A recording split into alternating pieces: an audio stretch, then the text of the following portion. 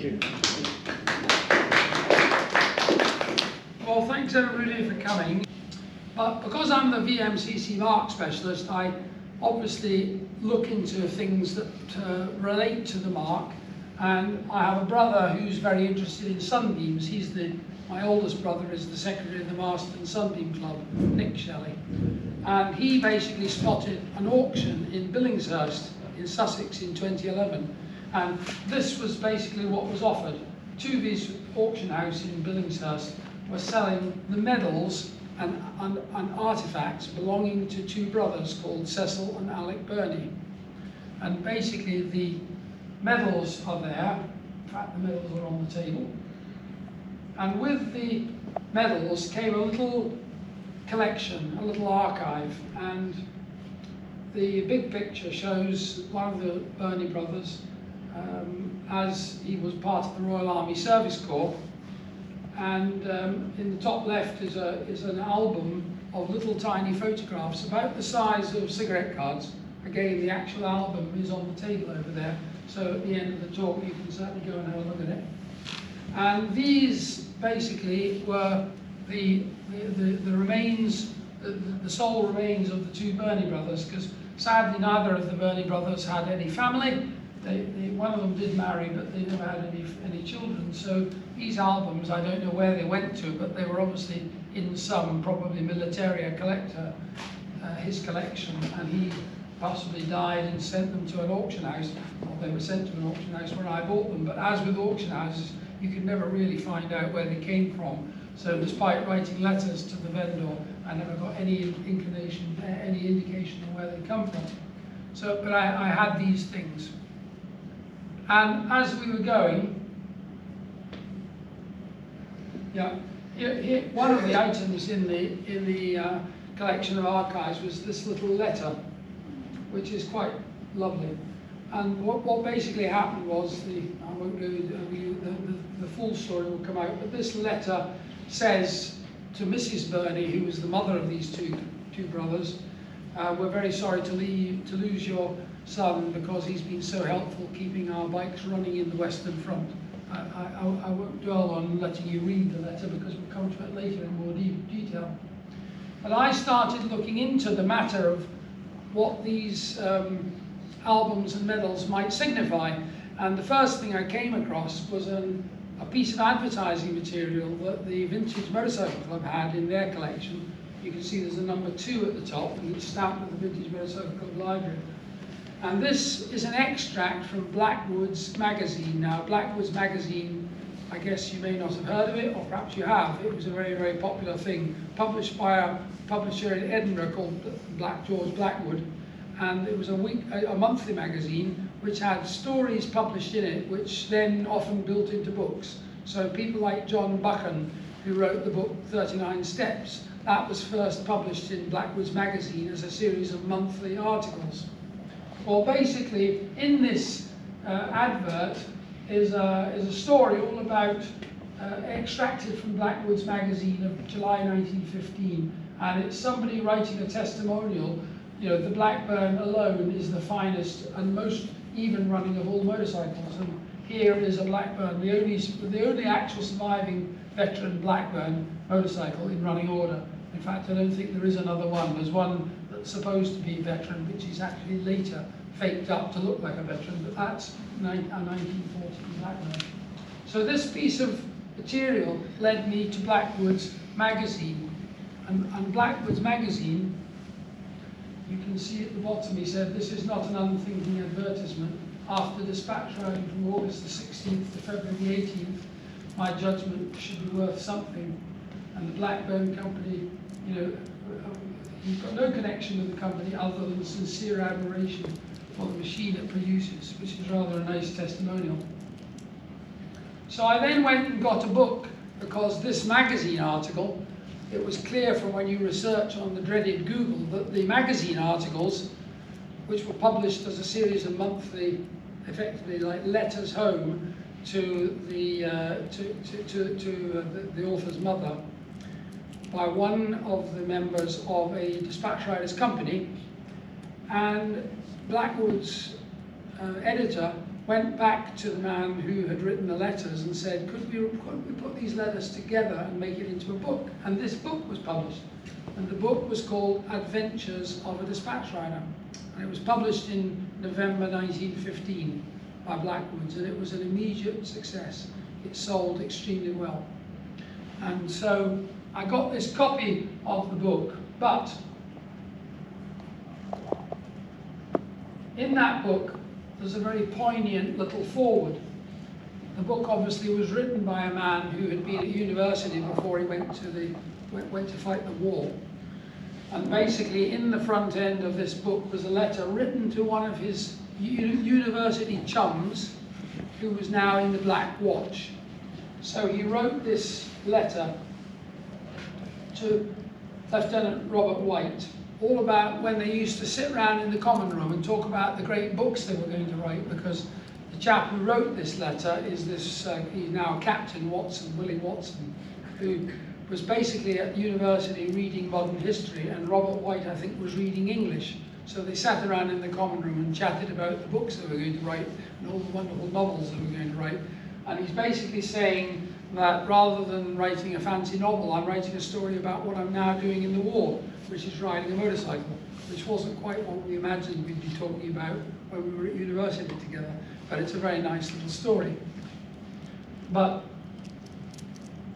literally at the bottom there's a postscript. The day after I'd written this letter, the news came to me that Robert White had been killed. But the letter must stand. I haven't the heart to write another. And I think that was really quite an interesting experience, because when these guys got caught up with the war, they all thought it was like a big adventure, and they all set off. And I'll go into more detail about that.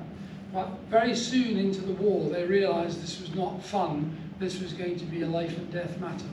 And so it turned out to be for someone. And in the book, there are a whole series of maps, and here indeed are in the front and rear of the book are the maps showing the Western Front and the campaign. And basically, they landed here, they sailed in from Dublin into the Havre River, and they went by train up to a place called well, it's basically the campaign that they were fighting was the campaign which became the Mons, the Battle of Mons. And they travelled by train up to where they fought the Battle of Mons. And famously, the Battle of Mons, the army met the advancing German troops. And there's a description which is used, which they refer to as the retreat from Mons, as if they were defeated at Mons. But the story, as told in the records of the First World War, is that they made a tactical withdrawal. They realized that they were not going to beat the Germans, so rather than actually go on fighting a battle they wouldn't win, they decided to withdraw.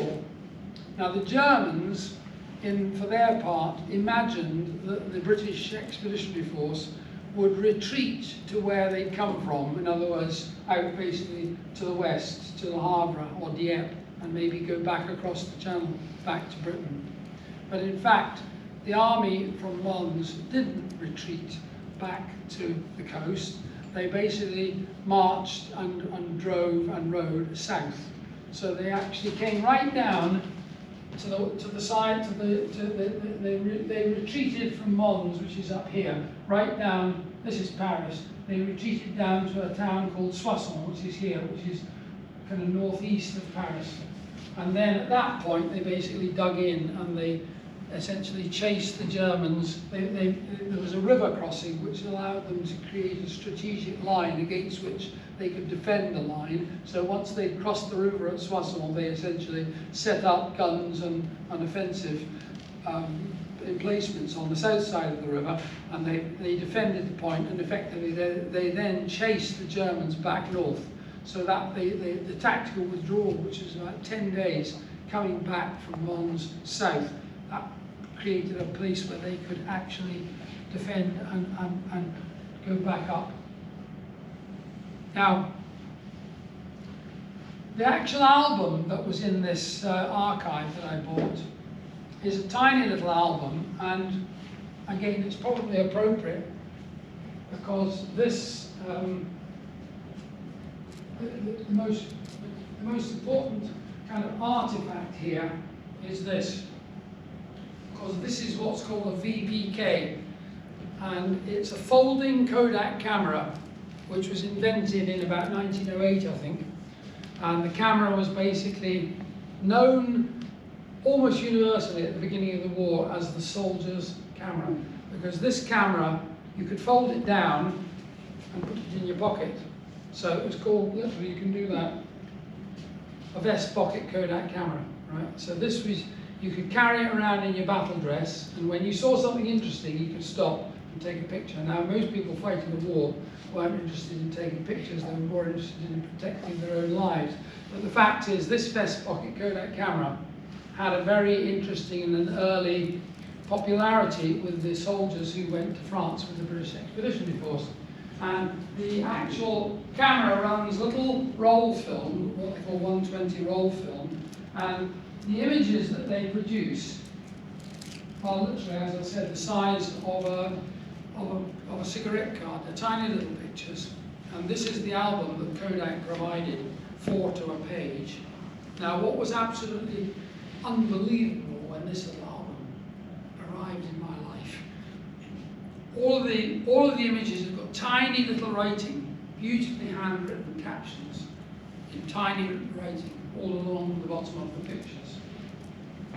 And that itself is quite unusual, because many of these albums have pictures which don't really have any identification, and many of the people that might know about what's in these pictures have all long since passed away. But these pictures, that's the camera, this is actually the very camera here. This is one I bought at the time. In these actual albums, I suddenly found things which are of great interest to me as the Blackburn and the OEC mark specialist. And this is Cecil Burney on Bouvry Station near La Bassée, which is very in the middle of the Western Front, practically on the French-Belgian border. And it says October 1914. And what you can see here is this bike very characteristically has a big flywheel, which is the distinguishing feature of the Blackburn motorcycle, which is there in front of you. You can, if it was the other way around, you could see the flywheel. Belt drive motorcycle with a flywheel. And when you actually read the book, because when I got the copy of the Adventures of a Dispatch Rider, in the book there are lots of incidents described, and this is one where it talked about when they found, north of Soissons, in a village called Missy, there was literally a no man's land situation. There was a river running east and west with a village right in the bottom of the valley, obviously, called Missy, and that was essentially no man's land. The village had been abandoned, the Germans were to the north, and the British Expeditionary Force were defending from the south. And they'd heard that in the middle of Missy there was a motor car which had been abandoned, and it was a car that most people here probably have never heard of, called a Barre. Now, Barre is a Belgian company that built motor cars, again before the First World War. And this little open 4-seat Belgian car had been abandoned in the middle of Missy. So Cecil Burney, as it's written up in the book here, went with another of his dispatch rider friends, a guy called Hugh Trapesse, Huggy, and they went down under cover of darkness with a can of petrol. And they poured petrol into the car, and they managed to get it going, and they drove back out of the village to the south. And now the commanding officer, Captain Dockerty Haldwell, has got a car to drive about in. And that car was part of the equipment of that signals company right through to the end of the war almost. Quite amazing. So that car is described. So in the albums, there is Cecil Burney at the wheel of the car that they rescued, and this was in my album. But one of the pictures in particular absolutely jumped out, and it's this one here, which has got 8 guys in it, and round the edge of the picture there are a whole bunch of names. Now, the names, of course, are the names of the dispatch riders as they were written in the book. The author, Willie Watson, he was this great big tall guy here. He was actually 6'8" tall, and he's not standing on a box. He is genuinely head and shoulders bigger than everybody else in the picture, right? But this guy is the author of the book, so they didn't need to disguise his name. So he's Willie Watson, and this is he's actually an architect, Hugh Trapez, called Huggy. And this guy at the back here is Alec Burney, the younger of the two Burney brothers. And he in the book is called Grimers. And this little guy here is called Fatters. Now, why is he called Fatters? That's a curious one, right? These guys were, if you like, Edwardians, and they had a great sense of fun. Now, Mr. Fatters, his real name was Arnold Overton. And because he was over a ton, they called him Fatters. But you can see he wasn't over a ton, he was called Overton. But he was called Fatters, which was a little joke, and in fact he was about 10 stone and quite a slim, dapper guy. And in later life, during the Second World War, he rose to fame. His actual name in the 40s was Sir Arnold Overton. And Sir Arnold Overton went to America towards the end of the Second World War as an envoy from Winston Churchill, and he literally went, he was sent by Winston Churchill to negotiate with the Americans what was called GATT, the General Agreement on Tariff and Trade. Because basically Britain could see, well, Churchill for sure could see, that we'd spent the First World War knocking 7 bells out of all of our European compatriots. So, in fact, at that point, in the First World War, Britain's trading partners in Europe were still significant parts of our economy. We traded a huge amount with the world. We obviously sold to the Commonwealth and our former empire, or our actual empire, because in that stage we still had an empire, but we still traded hugely with France, with Italy, with Germany. But when the war was coming to an end, and this is actually after at the end of the Second World War, Churchill wanted to be sure that Britain had a trading relationship with the Americans, because up until that point the Americans hadn't really been particularly strong partners, and also they'd had a lot of barriers to trade, which were because of the actual the duties that they charged to prevent goods being shipped into America. So the General Agreement on Tariff and Trade was to try and open up world markets. It's a bit like in the Brexit, post-Brexit situation, we're trying to sell things to India and China and Australia and wherever else, anywhere but Europe, because we've just told Europe we don't like them. So that's where we're going, right? And this guy here is our friend Cecil Burney. And interestingly, in almost every picture, he's usually wearing this, which looks like a hat, but it's actually a balaclava. But you basically roll it back up again, and you've now got a balaclava as a woolly hat. And this is George Owen. And Spuggy, his name's Bagshaw, Spuggy Bagshaw. And he was actually from South Africa. And his father had a leather business in South Africa. And the main business that they had was making boots for the army. So when, towards the end of the war, Spuggy actually decided, his father died, and he decided he really needed to get back to South Africa, because he ended up going back to South Africa to run the business, which was making boots for the British Army. And then this little guy here is Sadders. Now Sadders is the guy whose daughter is alive. She's in her late 80s now, and she basically has agreed that her father's archives, all the papers, things like the armbands that he wore, all of those things can be given to the museum here to join the archive that I've presented, which is the Burney archives. So this guy here, Cecil Hayes Sadler, and there's another bit of a story attached to him I'll go into in more detail. But on the back of that picture, there was literally this set of handwritten names. So the same print that had the nicknames around the edge of the picture, which connected to the names that were used in the book, were these, which were the real names: Watson and Trapez and Alec Burney and Polhill, Hayes Sadler, Bagshaw. So that was a really nice way to unlock the information about who these people really were.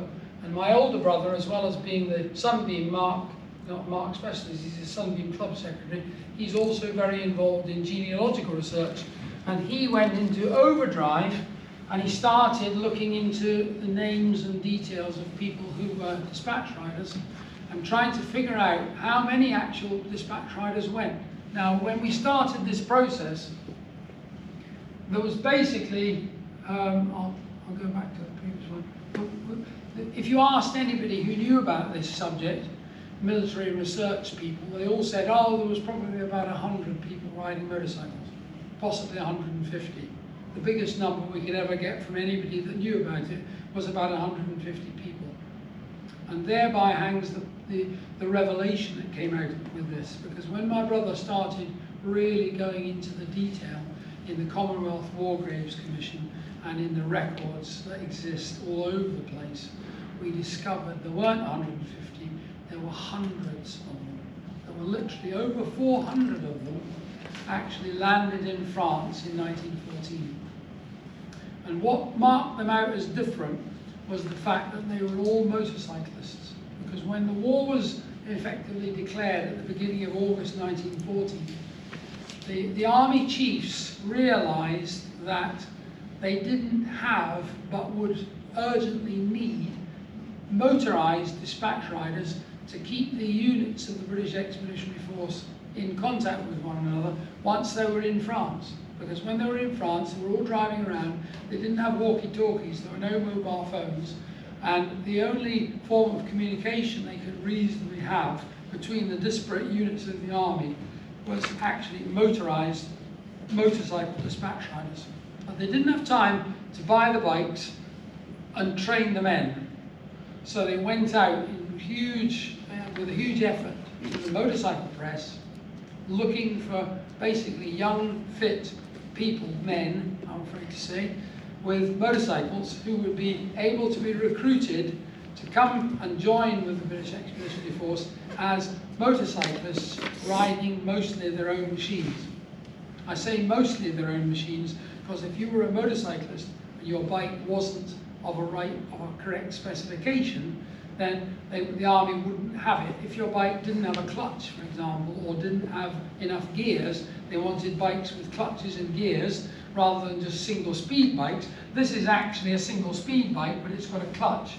But that actual bike wouldn't be eligible without a gearbox, but quite a lot of them had gearboxes in the back hub. That one hasn't, it's got a clutch.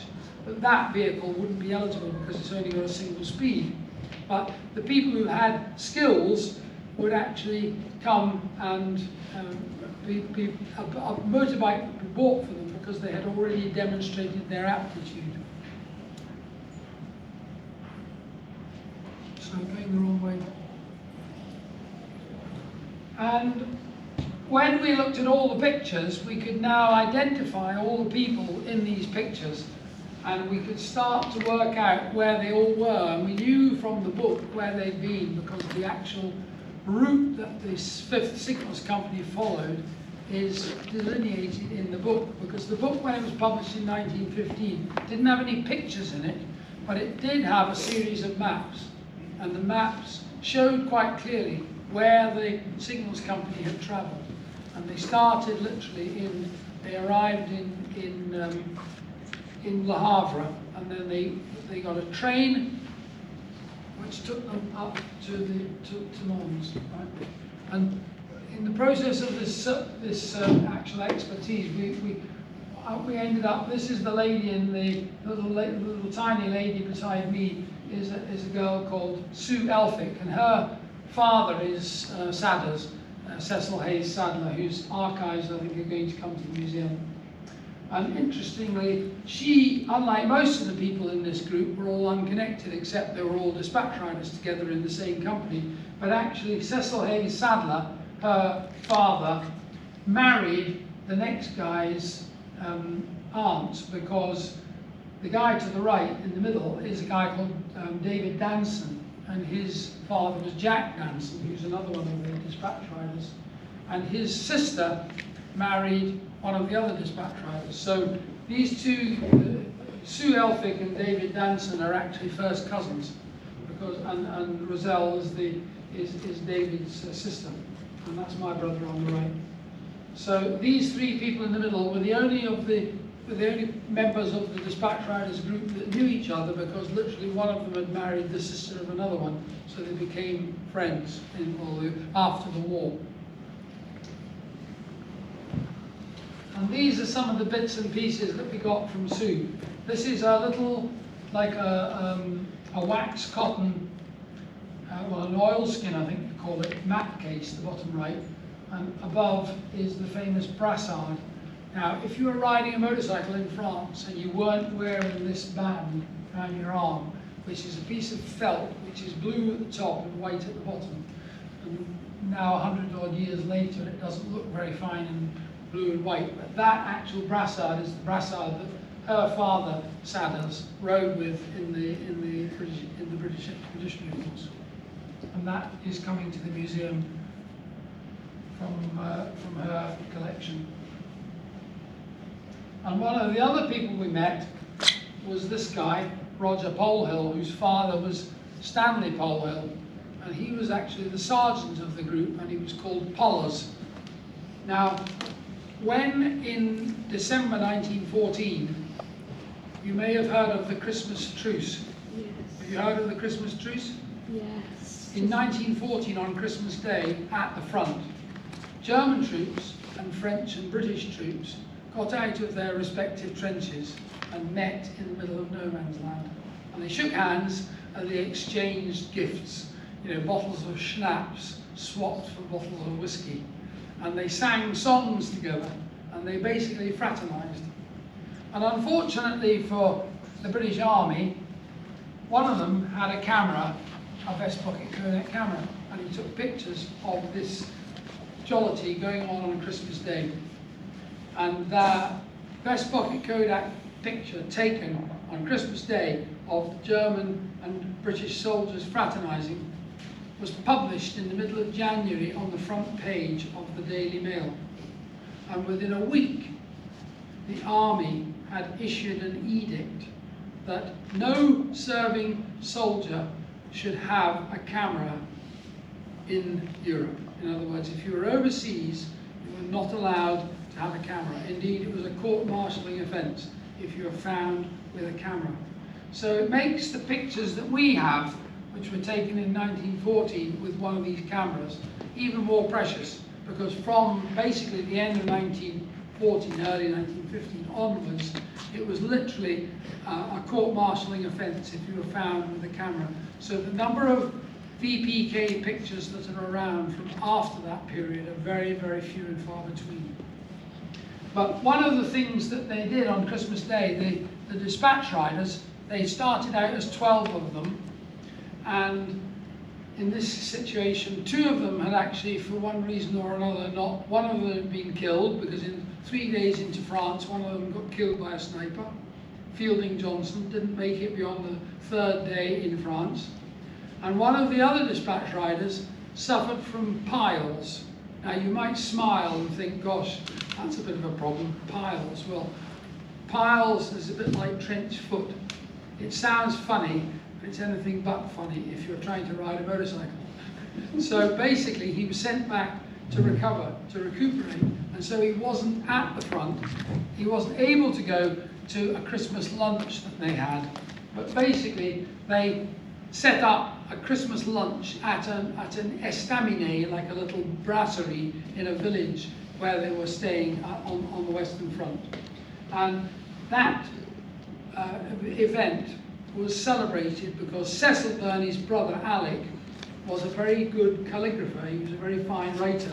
And the album which I have, which is his album, has the little tiny writing all around the pictures, which is in his tiny writing. Well, that actual menu, he wrote literally 10 menus, and those 10 menus have the names of all the 10 people who were actually in this group, the 10 surviving dispatch riders of the 5th Signals Company, it says on the front, and then inside the front it lists all the campaigns that they'd survived together. And there are now literally 2 of these menus have survived. One of them belongs to this chap, Roger Polhill, whose father's menu it is. And again, Cecil Hayes Sadler, his daughter, has his menu. So that menu will also be in the museum collection, which is really lovely. There it is there. And what's quite interesting is, when you look at the names, Cecil Burney, Cecil Hayes Sadler, Huggy Trapesse, Eric Bagshaw, Arnold Overton, and that's Alec Burney, and William Watson, and Orr, and Pollers. I'm trying to, oh, that's, can't read that name. But there it says there, SF Polhill, Christmas 1914. Dinner of the 10 surviving motorcyclists of the famous 5th Division at the Maison Commune Estaminet Saint-Jean-Capelle. And that Estaminet is still in the village today.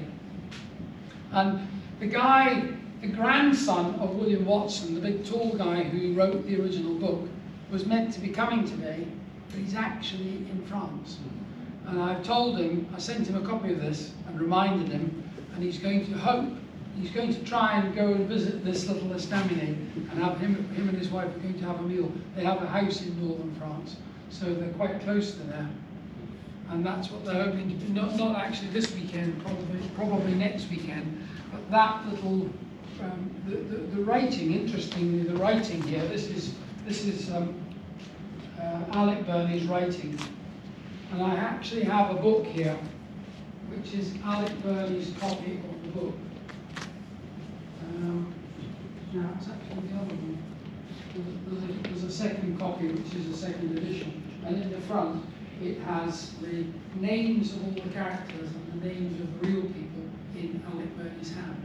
So it's him explaining to whomsoever had the book, that's what they were really called. And that's an amazing survivor, a piece of ephemera that you would never imagine would survive.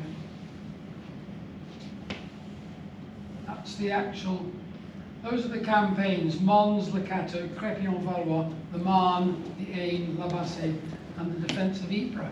Because, of course, where they spent most time was very close to where Ypres was.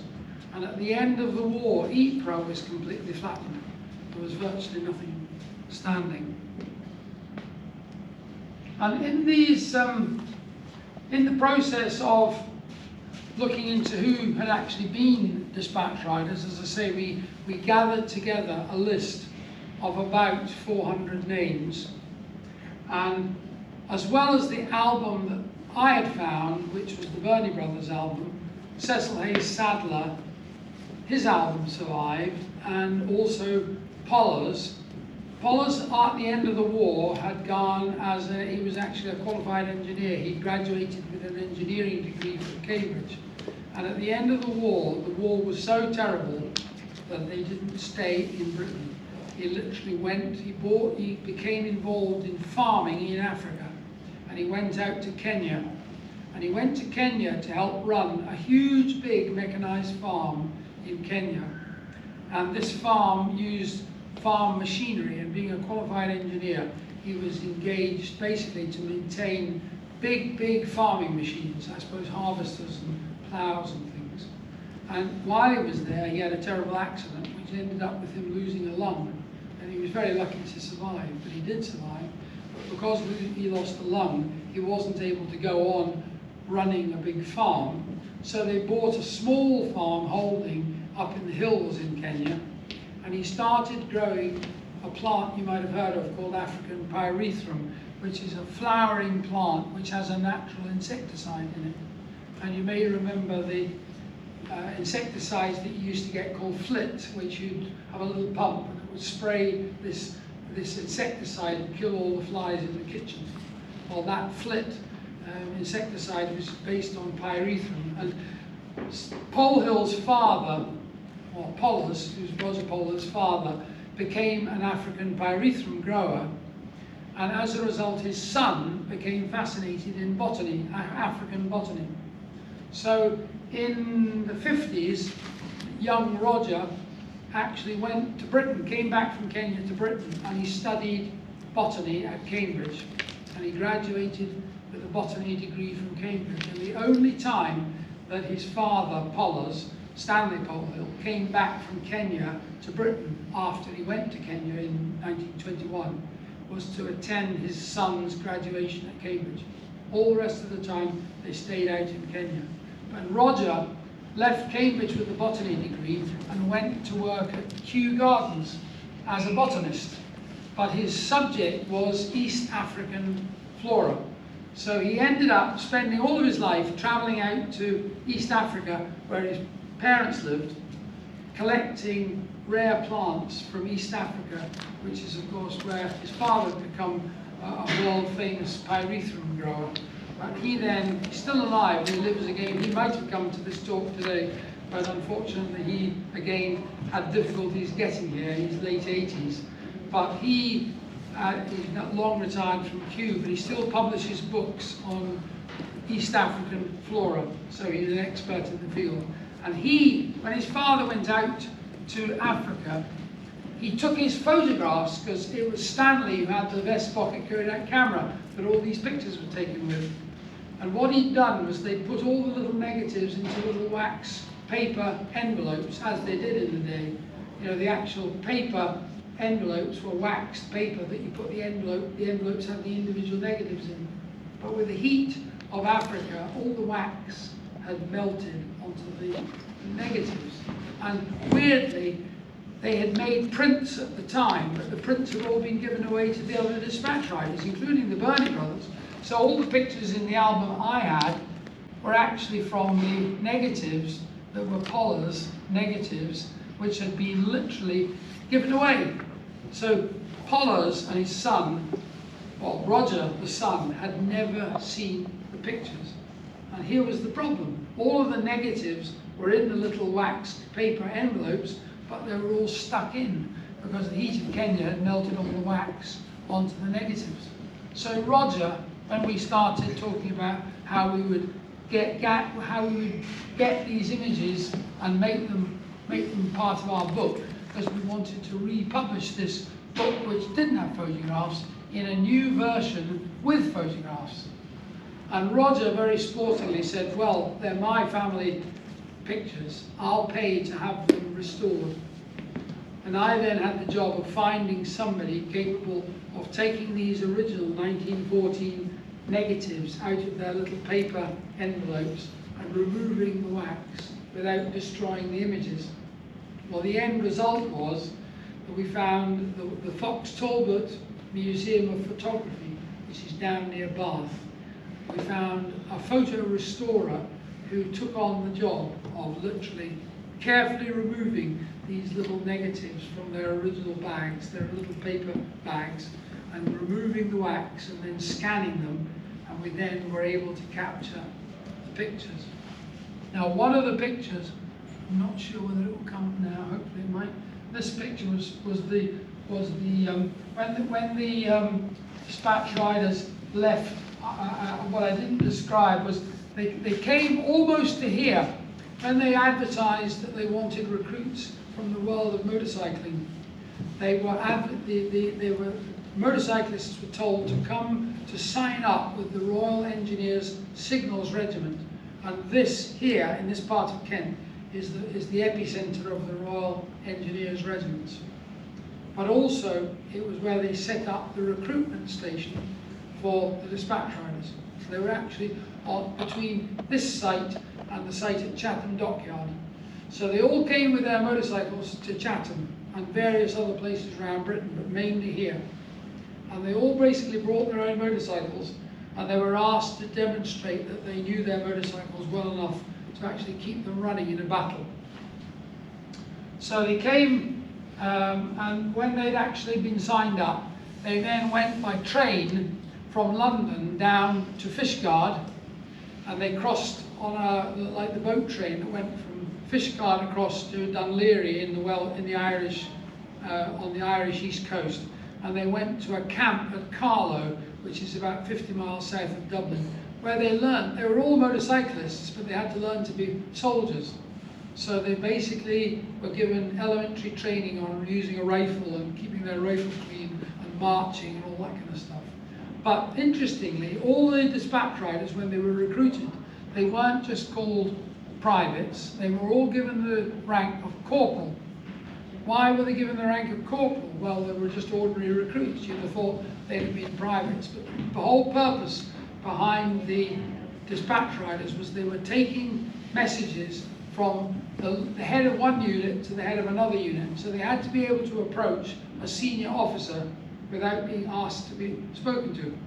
And it was the tradition in the army that if you were a private, you were literally not allowed to speak until you were spoken to. So if you were a dispatch rider, you were made a corporal so that you could speak to anybody.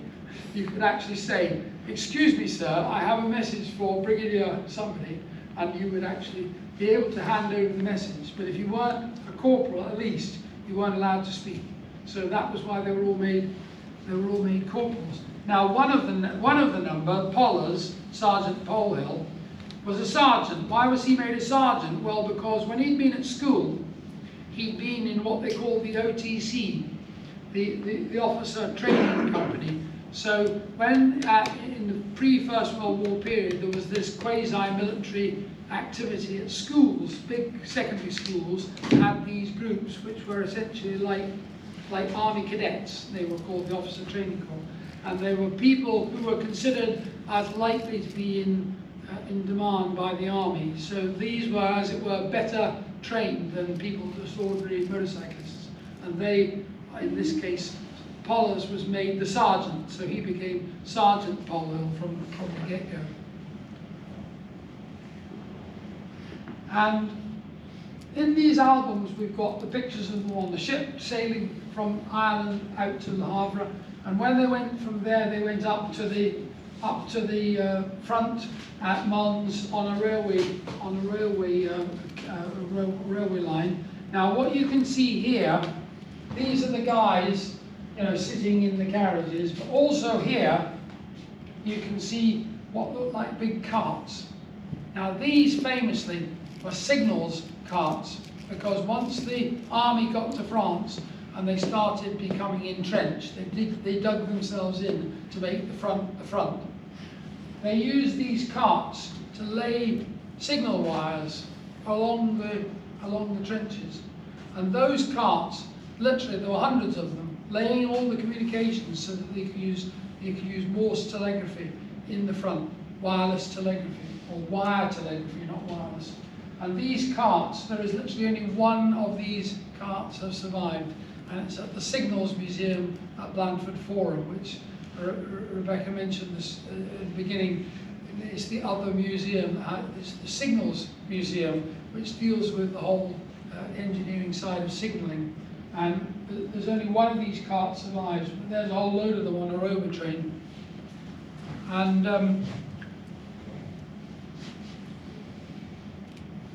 in the album also, here's a group of the guys sitting at the station at Vouvry, which is one of the places we now know they spent quite a lot of time through the winter of 1914.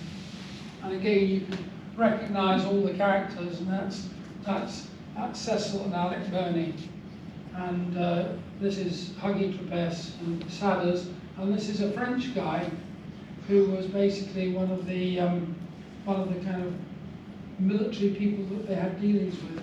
And this is Pollers, and what you see here is Pollers is wearing quite an unusual pair of goggles on his helmet, on his hat. And they didn't wear crash helmets, of course, they just wore military uniform, puttees on their legs, and just ordinary hats. And in fact, again, I was browsing at somewhere where I could see various interesting bits of memorabilia, and one of them was a pair of goggles, which is exactly these goggles that I've never seen before, which are rectangular goggles with curved glass.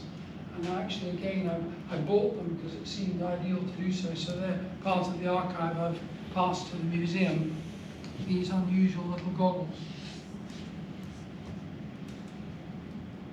And what we've now done, we've put all this back together. We took the original book published in 1915, and we basically republished it as a new book. It isn't called Adventures of a Dispatch Rider any longer. It's now called Two Wheels to War. And Two Wheels to War has a complete copy of the original book in the middle, which is 55,000 words. But the book we produce is 130,000 words, so it's more than twice as big. So in that book, we've got the original book. At the back of it, we've got a list of these dispatch riders that actually went to France in 1914. And you'll see in this list, there are names greyed out because that's Eric Bagshaw, Spuggy, and there are the two Burney brothers. So all the greyed out names in the names in the list, and there's probably about 7 or 8 pages of them. The ones that are greyed out are the characters in our book. And that is a great piece of, if you're genealogical research minded and you have an ancestor who you think might have been a dispatch rider, it's very probable they'll be in this list. And this gives you their service numbers, their dates of birth and death, and the date on which they landed in France. And the interesting thing to note here is when you look at the dates of birth and death, how many of these dispatch riders actually survived the war. And in fact, because the dispatch riders were riding their bikes essentially behind the front line rather than actually on the front line, they actually survived in significant numbers. Whereas if you look at the attrition of infantrymen, shall we say, often the infantrymen, 70 or 80 or even 90% of them didn't survive the war. So the attrition rate of dispatch riders was rather less than the attrition rate for normal soldiers. Most of them didn't spend the whole war as dispatch riders because they started out as corporals, and quite quickly they realized that the secret to survival was not remaining in the dispatch rider's service, but getting a commission and becoming an officer. So many of them left the dispatch riding service, and interestingly, many of them joined the Royal Flying Corps and became pilots or observer airmen. And again, Stanley Pollers, he ended up going to the Royal Flying Corps, and he wanted to be a pilot because, again, one of the features of the front was watching the planes flying over the top. When you were out there in the front, you were being observed by both British and French aircraft and the Germans, looking down at what the other side were doing from the safety, if you like, of the air. And when Pollers went to become a pilot, he came back to Britain, and in fact he went to Troon in Scotland. In fact, it's where Donald Trump's golf course is, right on the coast at Troon, where there's now a golf course. And he learned to fly there, but he was judged to be far too bright to just be a pilot. So he was, in fact, given the job of being an observer. And you would think that the pilot was more important than the observer. But the observer is essentially the intelligent pair of eyes that tells the pilot what to do. You know, it's a bit like the famous story about the astronaut who was given instructions to feed the monkey. It was the monkey that was doing the clever work, and all he had to do was feed the monkey. While in this case, the observer was telling the pilot what to do. The pilot wasn't making decisions. He was being instructed what to do by the observer. So Pollers ended up actually not even spending the rest of the war as an observer, because what he ended up doing was he met and married somebody in Troon, and he ended up spending the rest of his war years teaching people how to be an observer, and in fact particularly how to use a camera, because a lot of the work of the aviation in the war was about reconnaissance. It was about aerial photography from an aircraft. From quite a high altitude, the aircraft that they flew were flying to 18 or 20,000 feet without any kind of pressurized cockpits, without any kind of, stout clothing to ward off the cold weather, but bitterly cold, holding a camera out the side of the plane and taking pictures of the trenches. And it's quite amazing the amount of information that they gathered from that method. So this data's in the book,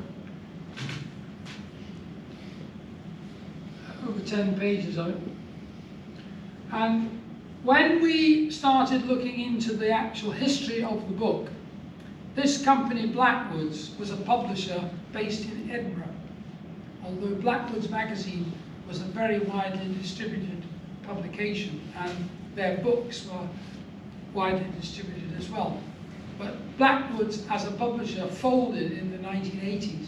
And in the 1980s, they decided, when they closed the company, to send all the archives of the publishers to the National Library of Scotland.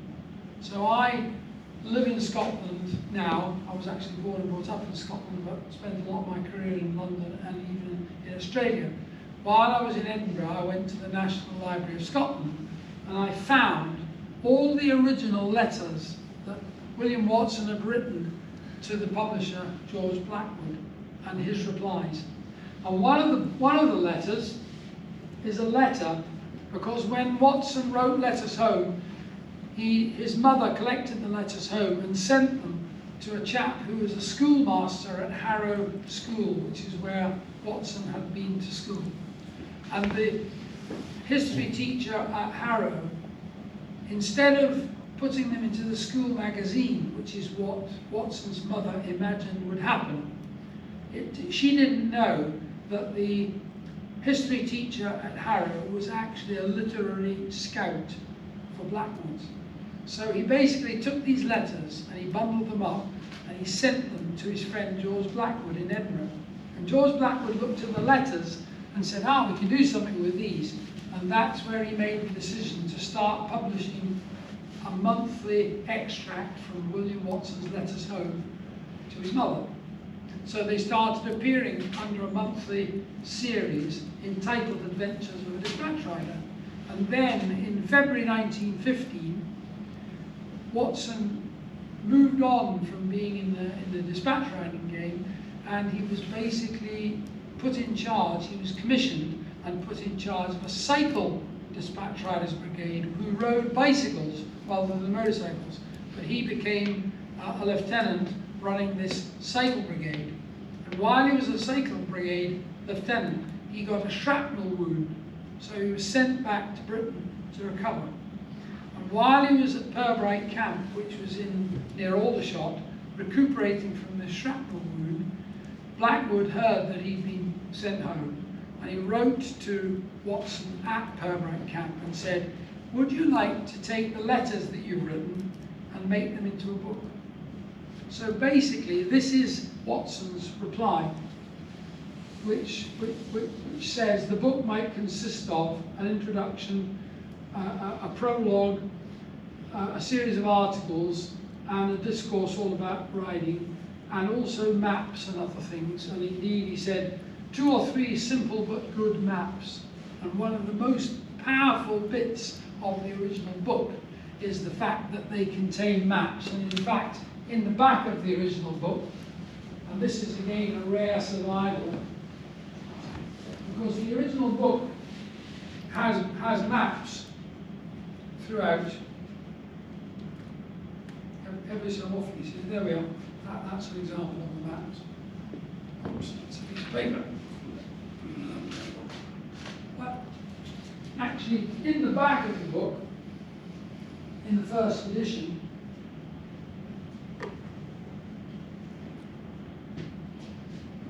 there's literally a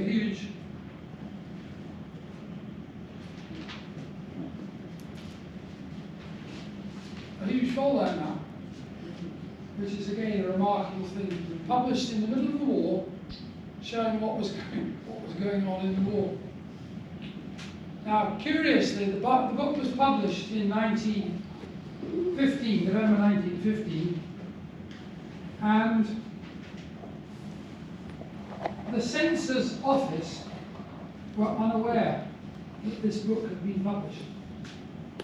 Why was the book not put through the censor's office when it was originally published? Well, the simple answer was that the letters that Watson had written had been passed through the censor's office when they were sent as part of his mail home from the Western Front back to his mother in Harrow.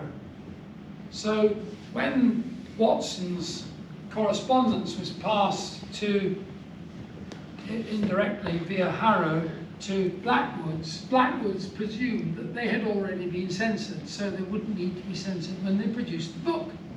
But in March 1916, literally something like 5 months after the book had been published, somebody pointed out to the censor's office that this book had appeared. And when you look at this book from the point of view of a censor, there are all sorts of things in it that the censor took issue with. So instantly, Watson got sent a letter by the censor's office and told to withdraw the book from sale. So he then passed the message from the censor's office to Blackwood, who were the publishers, and the publishers were forced to withdraw it from sale. So in 1916, March 1916, the book ceased to be available for sale, which really annoyed Blackwood because he'd sold hundreds and hundreds and hundreds of them, and it had been a very popular seller.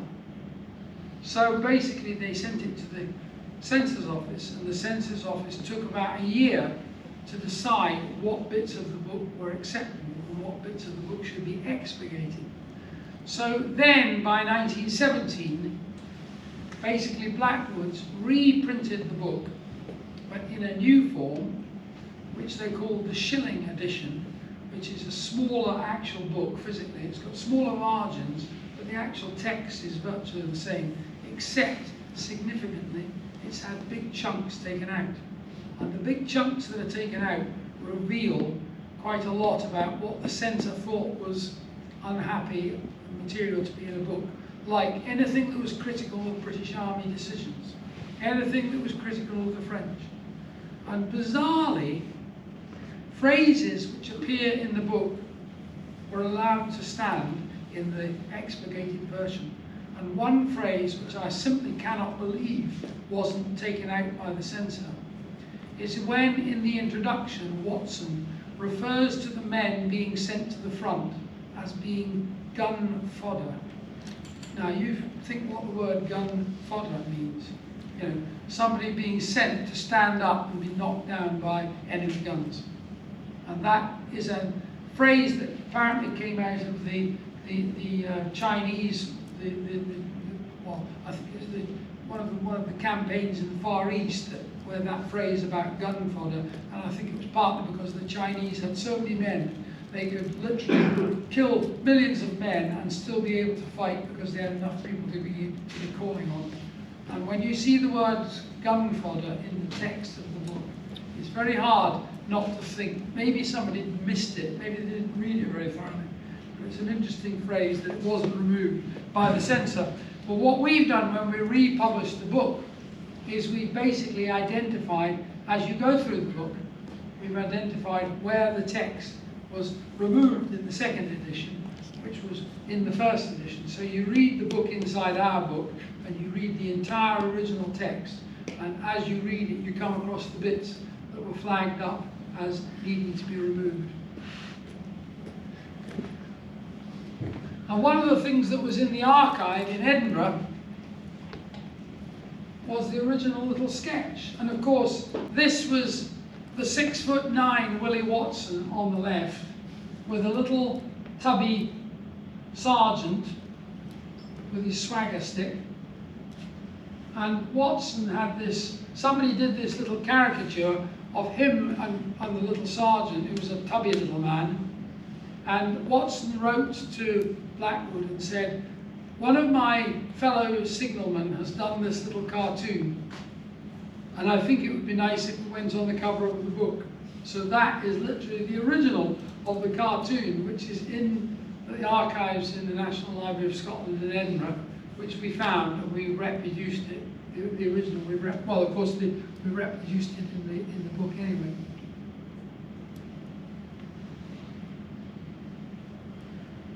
So in April 2017, we had this revised, this reissued book ready to launch. And it's a considerably bigger thing than the original book.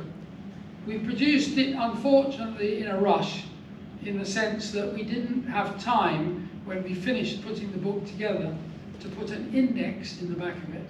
Now, anybody who reads this kind of book will understand that an index is a very important piece of any book, when you want to look at it and find things that are buried in it, the index gives you a way of finding things. Once you've read a book, you can go back in and find the things that you want to find again.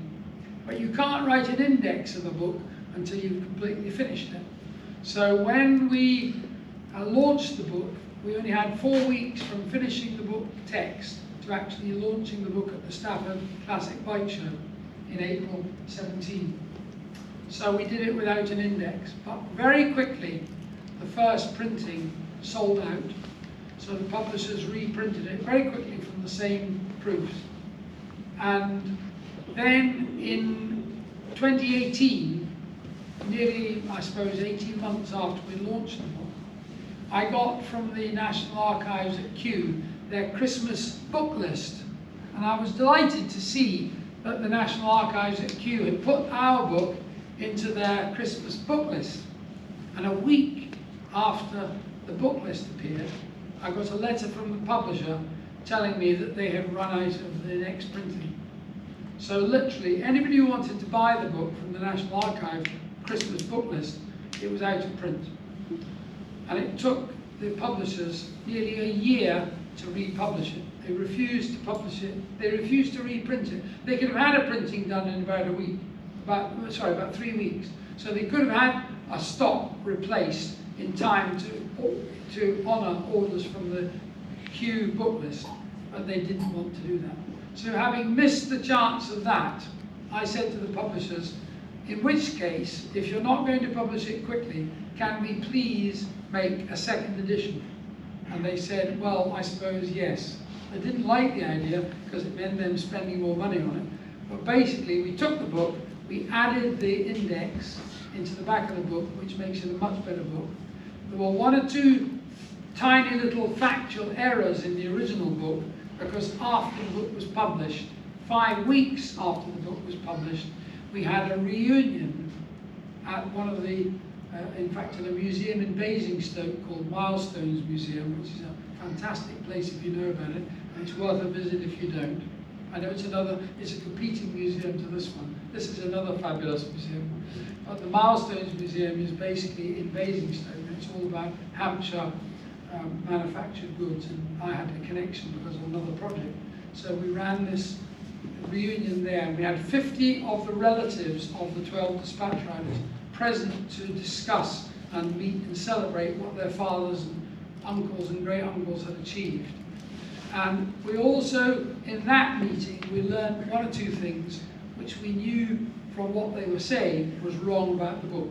So we were able to correct tiny little errors in the book, and we were able, importantly, to add the index to the back of the book. And the final thing we were able to do was write a foreword, a second edition foreword, which told people about the fact that we'd had a reunion after the book was published of the 50 descendants of the dispatch riders in the original book. So that was another nice addition to the second edition, which makes the second edition really a more complete and finished thing. And so there's the finished book. The picture on the front cover is Pollers, the famous sergeant, sitting on one of the prototype Blackburns, which is the sister of this bike here. And unfortunately, the 2 Burney brothers went on their adventures to France, riding what were essentially the 2 prototype Blackburn motorcycles that they themselves had built. And sadly, for Cecil, for Alec Burney's bike was parked beside the encampment where they were actually stopped for the night. And in the middle of the night, our own military truck drove past the back of the encampment and ran over his bike. So what they did was they took the engine out, because they could use the engine as a spare for his brother's bike. They took the petrol tank out. The 2 wheels were basically both damaged by the truck, so they were thrown away. But while the engineless and wheelless wreck of the bike was sitting there, Pollers sat across the bike and pretended to be riding a bike with no wheels and no engine and no petrol tank. So because that's actually the prototype of the Blackburn, it's quite amazing that that picture exists. And that picture was one of the pictures that was in one of these little wax envelopes, completely unusable because it was covered in melted wax. So that picture only survives because of the miraculous work of the photo restorers at the Fox Talbot Museum near Bath, Laycock Abbey. And as I say, a month later we ran this gathering at Milestones Museum. And there was this is another miracle of the wonders of the iPhone. The panoramic shot of the 50-odd people that were there for the actual event.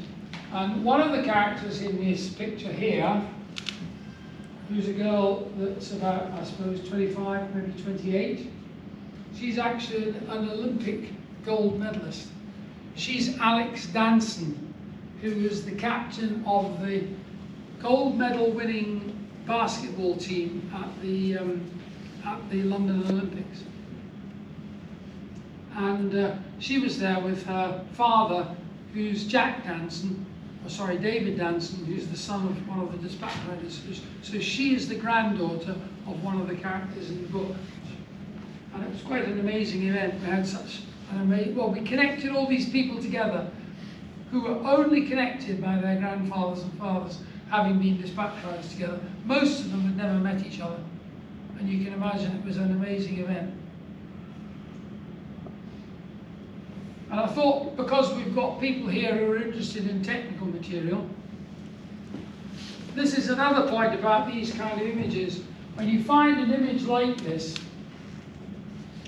we could read the registration number on the front of the bike. But the picture itself, I spent hundreds and hundreds of hours with the original images. So there's the picture photoshopped. But here is a picture of the 3 prototype Blackburns at Brooklands in 1913. And there's the same number, AR3348. So the same bike that was in that picture with no wheels and no tank and no engine is that very bike here. With Alec Burney and Cecil Burney and Alan and Cecil Roberts, who were the 2 Roberts brothers. And these 4 guys were the directors of the Blackburn Burney and Blackburn, who built the motorcycles in Tongham, off the Hog's Back, just outside Guildford, in 1912. 1913, in fact, those bikes were built. And those pictures were taken at Brooklands. That's the start and finish straight at Brooklands. And we went to the reunion. My brother, rather stupidly, when we launched the book, said, "Why don't we bring your Blackburn, which I had bits of but not restored, why don't you bring it to the launch of the book?" So I tried very hard, but as far as I got, I never got the bike together to take it to Stafford. But in 5 weeks' time, we had the reunion. So I took to the reunion what was essentially the rolling chassis of the bike, the wheels and the forks and the tank. And that's my brother sort of pretending to be Pollers on the bike, only this bike's got no engine, but it's got wheels. And that's me riding the bike, a la Pollers. And if you watch a program called the Antiques Road Trip, that you might occasionally watch, one of the Antiques Road Trips paid a visit to Sammy Miller's museum in 2021. And to his considerable credit, the 80-something-year-old Sammy Miller managed to ride that bike round the yard at Bashley Manor for the cameras for the Antiques Road Trip. But the reason I disposed of it was because I don't have 2 great legs. And because there is no means of starting the bike other than pushing it along, and my legs aren't good enough for that, I decided I would move it on and get it to find a better home. And I couldn't have wished for a better home than to have it here on display, supporting this whole story. But when you look at the pictures in these albums, there's things about these pictures that give you an insight into what was actually going on. I don't know how many of you are knowledgeable about this picture, but this is a 1914 Douglas flat twin, 350cc, 2¾ horsepower. But anybody who knows about veteran Triumphs will immediately recognise that this horizontal spring and pivoting front fork is actually from a veteran Triumph. So here's a veteran Douglas with the front forks of a veteran Triumph. And of course that was why having the Burney brothers as part of the team running the Despatch riders in France was so good, because these guys were resourceful in a way that you really couldn't imagine. They could fit the front forks of one bike onto another bike, even though the front forks were off a Triumph, they could fit them on a Douglas, and that way keep another bike running. And that's actually Poller's, Stanley Polhill, with his famous brassards on his arms, white and blue bands on both arms. And if you see a picture of a bike with a military rider, and the rider is not wearing armbands, you can be absolutely certain that the picture wasn't taken in France or overseas, because any Despatch rider found riding a bike on the continent and not wearing brassards would basically be shot as a spy, because that was essentially why the Despatch riders wore brassards, so that they could essentially be identified by people who didn't know about these things as proper Despatch riders. So the brassard wasn't just a bit of insignia, it was life and death. If you didn't have it, you would be likely to be shot, and indeed people were shot for not wearing brassards. And the sort of bikes that these people rode, everybody talks about Douglases and Triumphs. Indeed, the literature is chock full of it. But actually, the first riders rode their own bikes, and there was an amazing variety of machines.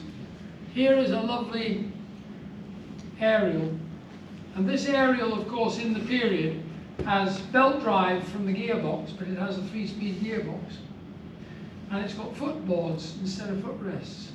And the engine is a famous engine, a proprietary engine, not made by Ariel, but made by White and Pop, which was a very, very well-known machine, very well-known engine maker. And the BSA, which was also a very popular machine in the day. And this again had a proper gearbox and proper belt drive. And one of the little features I love about these early BSAs, does anybody know what these handlebar grips are made of? Sorry? Well, buffalo horn. They're literally made of buffalo horn. And one of the things that you see on these early bikes is these little features which distinguish a proper restoration, or a proper survivor has those little tiny features. And the buffalo horn, you could literally drop the bike on a hard surface and the buffalo horn would survive, because of course it was the horn of a buffalo. It was designed to take huge impact without damage, because it was meant to be growing out the head of a buffalo. So those were the kind of things people used in those days, rather than rubber, which would have just perished. And there's the little flat twin Douglas. And what's curious about this bike, it's got a little flat twin engine which drives the gearbox, and it's got a belt driving the back wheel with a 2-speed gearbox. But this bike doesn't have a kickstart and doesn't have a clutch. It's kind of weird, but you literally push it along in bottom gear until it's running, and it just takes off like a sewing machine. Very sweet little bike. And then you just jump it into top gear. So these have got 2 speeds, but no clutch. And when you stop the bike, you have to stop the engine. You can't keep the engine running while the bike is stopped, because there's no way of disconnecting the drive. And those were absolutely popular as anything. And even people who look at the Sunbeam, which was the sort of gentleman's motorcycle, characterized by this lovely black and gold finish. Gold lines made of real gold leaf. And this tin cover over the chain that drove, this is very modern in terms of engineering. Gearbox, proper 3-speed gearbox, and a tin cover over the chain, which meant that the chain remained clean and lubricated in the worst mud.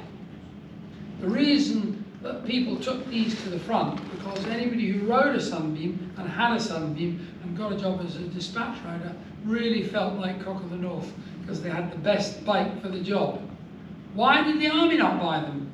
For a very simple reason.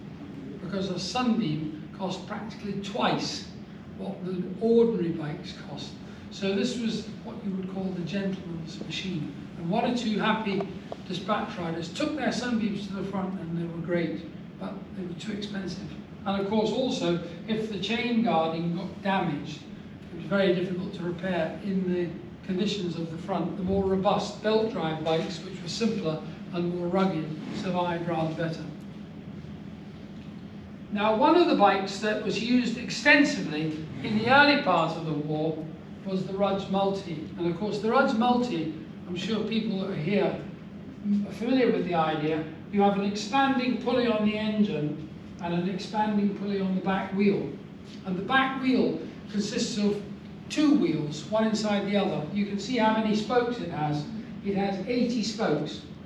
40 spokes hold the wheel rim and one side of the belt rim. And the second set of 40 spokes are laced to a second hub which slides over the top of the first, of the smaller inside hub. And that second half of the rim moves in and out, and it changes the effective diameter of the rear pulley. So as you change the diameter of the front pulley, if you make the front pulley bigger, the back wheel opens up to make the back rim smaller. So as you change the gear ratio, when the engine is running and the belt is running, you can open one pulley up and close the other one down. And that changes the gear ratio. And to control it, you have this long lever. And the long lever has 13 notches on a bracket on the bottom of the tank. So you've got 13 different ratios. That sounds very good, and it's a bit like the DAF. You remember the DAF Variomatic? That's what that has, variable transmission using a belt. But there's a fundamental problem with this thing. Inside this chamber here, there's a multi-plate clutch. Literally 50 steel plates, and each plate has either got 4 little lobes on the outside or 4 little lobes on the inside. So when you put them all together, you've got a stack of plates, and inside this tube there are 4 grooves, and on the shaft there's 4 grooves. So the plates with spikes on the inside grip the main shaft, and the spikes on the outside grip the housing. And on the outside there's a big spring that presses them all together. So you've got 50 little plates about 2 inches diameter, all with bare metal, there's no friction material, and they all sit together, and at the end there's a spring. And there's a mechanism here operated by this cable, which is like 2 saws, 2 tube saws that sit together, and when you rotate one against the other, they take the spring load off the plates, and suddenly the clutch releases. And because it's metal on metal running in thin oil, it's absolutely beautiful. It grips beautifully and it slips beautifully, and there's no friction material to wear out, there's no cork to wear out, totally reliable. But for one fatal problem, which the dispatch riders unfortunately discovered. And the fatal flaw is this: when you're riding a Rudge Multi, in order to change the gearing, the pulley at the front and the pulley at the back have to be running. So when you actually operate this lever, this is in the starting position, with the pulley at the front at the smallest diameter and the pulley at the back at the largest diameter. So if you want to go from low gear to high gear, you have to be running the bike. So you start the bike running, you pedal it to start, pedaling gear here, you start the bike, you're now in low gear, so you release the clutch and the bike starts to run. And the minute you start to run, the rider pushes the lever forward, and as he pushes the lever forward, the belt starts to go onto a larger pulley at the front and a smaller pulley at the back. And it changes the gear, and it's beautiful. Now you're riding along with your Despatch, and you're going quite fast, and you're in a high gear. So now you think, gosh, is that a sniper? And quite a lot of riders had difficulty distinguishing the noise of their exhaust from the noise of gunfire, which is a problem if you're trying to save your life. So what they would do is they would stop suddenly. And when they stopped suddenly, the clutch lever here, which is actually on the handlebars, has got a little latch, which is exactly the same. You can see it and have a look at it on here. the actual clutch on this machine has a latch on it, so you can hold the clutch open while you have the engine running and you don't want the wheel turning. So it's exactly the same with the rudge. So you stop the bike with the clutch latched open. So now the engine is disconnected from the bike. But here's the problem. You're stopped. You're on the road. And your gear is in high gear. And you can't start riding the bike again until you've put the bike into low gear. How do you put the bike into low gear? You put the bike up on the stand. You then start the bike. You then maneuver the lever from the forward high gear position back to the low gear position. You now pull in the clutch, you take the bike back off the stand, put the clip, the stand actually doesn't need to be clipped up, it's got springs, so it springs up and locks. But in the meantime, you're dead because you've been shot by a cyclone. So what did rudge riders do when they had this situation? And it happened repeatedly. And again, it's described in the book. And having owned and ridden rudge multis, I can understand exactly what the problem was like. If you were in the middle of the front and you were being sniped at, which was a common occurrence, more common than you'd imagine, and you realised what was happening and you had this occur, you abandoned your bike and you ran off. So rudges that were taken to the front, and there's rudges in the book, there are pictures of Willie Watson riding a rudge, and there are also descriptions of how the rudges, one way or another, were abandoned, and they just ceased to be, because they simply didn't pass muster when it came to what the dispatch riders had to do with their bikes when they were actually riding them. So this wonderful bike, as a rudge multi, most people would say is a good veteran. It's a good veteran if you're riding in a modern event like the Banbury Run, but it's no good if you're being sniped at, because if you stop with it in high gear, you're basically dead. So that was a fundamental flaw. And again, it's mentioned in the book, but it's mentioned in a way that you wouldn't understand what the real problem was unless somebody like me who knows about these things explained it. And indeed, that's partly what I've done in the book. We've actually explained some of these little wrinkles about what skills were needed to make these bikes work. Because when you think about it, in 1914, when the war started, the motorcycle was a sort of plaything of wealthy people and young sort of people with an inclination to engineering. But at the end of the First World War, motorcycles had essentially proven themselves as reliable utilitarian vehicles. And after the war, people who'd ridden bikes because they had been dispatch riders came back from the war and wanted to be motorcyclists in civilian clothes. So there was a huge upsurge of interest, and motorcycling really took off after the First World War was ended, when people came back from the war having had the experience of riding. So it's an absolutely fascinating period. And there's the kind of commonplace triumph, but again, the triumph that most people think of as being the dispatch rider's bike is called a Model H. And the Model H has a gearbox which sits in here. But this Triumph has a pulley on the engine and a back wheel which has got a gearbox inside the back wheel. So this is what we would call nowadays a veteran Triumph, because this model lasted till the end of 1914. And all the bikes that are described in the book Adventures of a Dispatch Rider were Triumphs like this, which were built up to the end of 1914. And it was only in 1915 when Kitchener had his new army start to arrive in France. And the army was buying bikes to give to people who they trained to be dispatch riders, not the people in the first part who were all basically motorcyclists. When they were supplying bikes, the Model H, which has got the gearbox, was a much better bike because it had a kickstart, it had a chain primary drive, and it had a clutch. So you had a 3-speed gearbox with a clutch, just like a kind of modern bike. Belt drive, final drive. But this veteran bike, with the engine driving to the back wheel with the hub gear, was what they were actually riding in 1914, which is not the bike that most people think of. Now, this is the Blackburn, and of course you can see here, again, the big characteristic feature was the flywheel.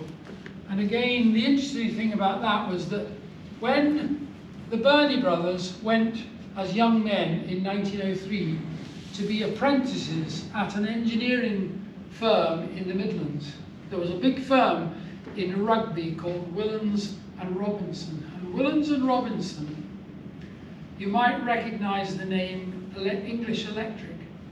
Does the name English Electric mean something to you?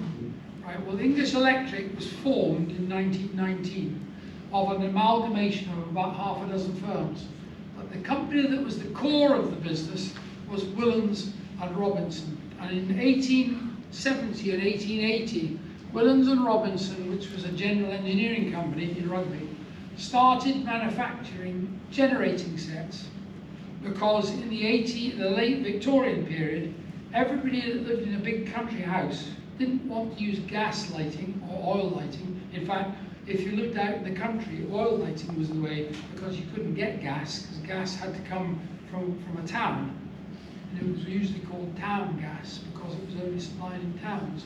But if you lived in a country house, you could go to Willans and Robinson and buy a generating set, which was a big engine that ran on paraffin, driving a dynamo, and you now had electric lighting. So the wealthy people in the country houses of Britain had generating sets made by Willans and Robinson.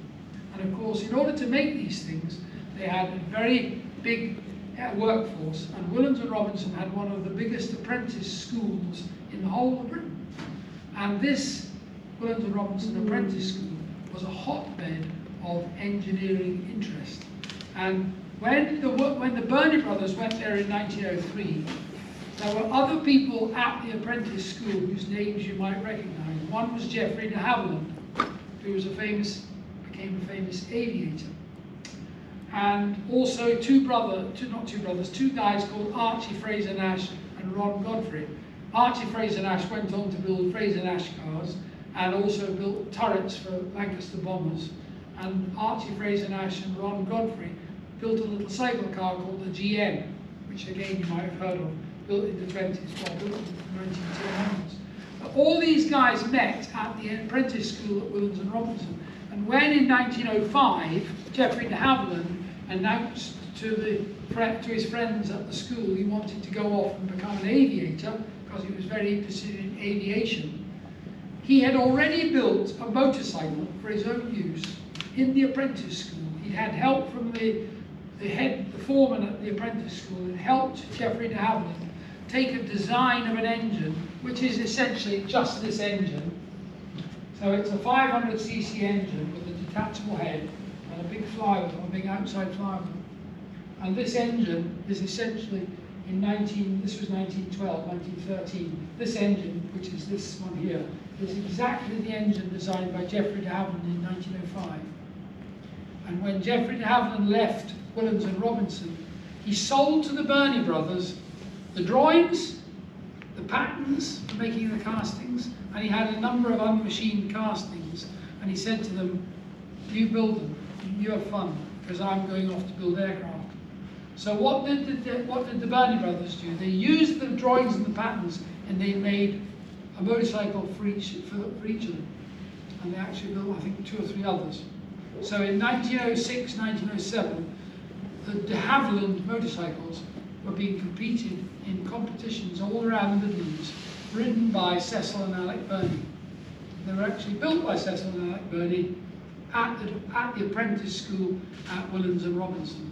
So then move right along to 1912, and the Burney brothers have done so well with their de Havilland motorcycle that they said to themselves, let's make them, let's sell them, let's make a business of it. So that was fine. So they approached their friend Geoffrey de Havilland, who was of course now properly building and flying aircraft, and said, Geoffrey, we want to use your engine design and we're going to start making de Havilland motorcycles. And Geoffrey de Havilland said, whoa, you can't do that. You know, I was involved in the early ones and you built them for yourself. But if you're doing this as an enterprise, you need to call them Burneys or something. You can't go calling them de Havillands because I'm not involved. I'm now building aircraft. And the other problem that the Burneys had was no money. So Geoffrey de Havilland introduced them to one of his fellow pioneer aviators, a chap called Harold Blackburn. So Harold Blackburn was a wealthy young man building aircraft like Geoffrey de Havilland. So Harold Blackburn agreed to provide working capital, £200 in 1912. Harold Blackburn provided so that the Burney and Blackburn Company could be founded. And in 1913, they started building bikes, and that's one of them.